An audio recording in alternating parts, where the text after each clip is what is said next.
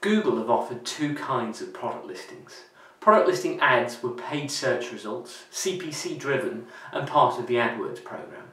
Shopping results were free, part of product search results, but not part of AdWords. And both were driven from data feeds in the Google Merchant Center. Google's now combining those two product listing types to create a unified ad type. Ads show title, image, price, merchant domain and promotions. Product attribute feeds are managed through the Google Merchant Center, whereas ads and bids are managed through Google AdWords.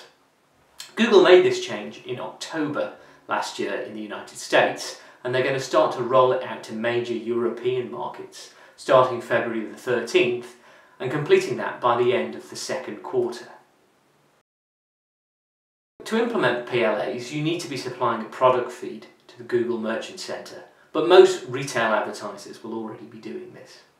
Connect your AdWords and your Merchant Center accounts, and from within AdWords, create dedicated campaigns for that extension type.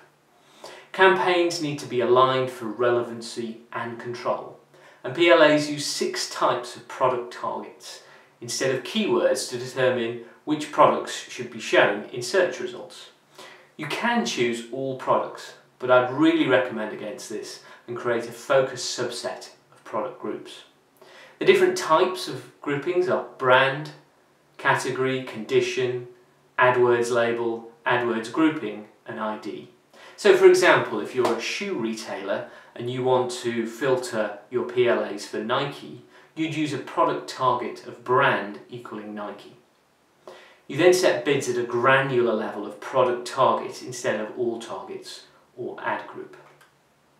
You can also use negative keywords for further refinement and control, and obviously it's important that product feeds are updated very frequently to stay aligned with your latest prices and stock levels. So we've had the chance to analyse the data we've got from the US in the last 3 months, and there's some great insights there for European advertisers to plan their approach to PLAs. Overall, in the last quarter of last year, US retailers' spend on paid search was up about 16% year on year, and PLAs accounted for about 10.7% of overall paid search spend. That's almost as much as they spent in total on Bing, which was 13.8% of their paid search budgets.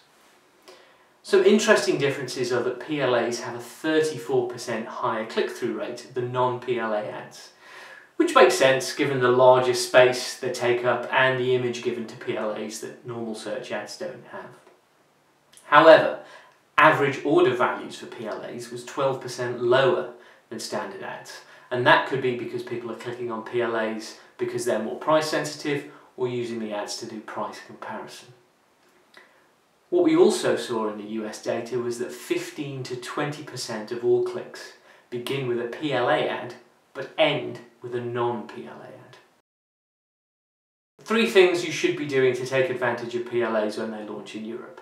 First of all, make sure you're submitting that product feed to the Google Merchant Center and then it's being updated very regularly. Second, create a strategy and a testing process to discover what the optimal campaign structure is for your advertising and for your products.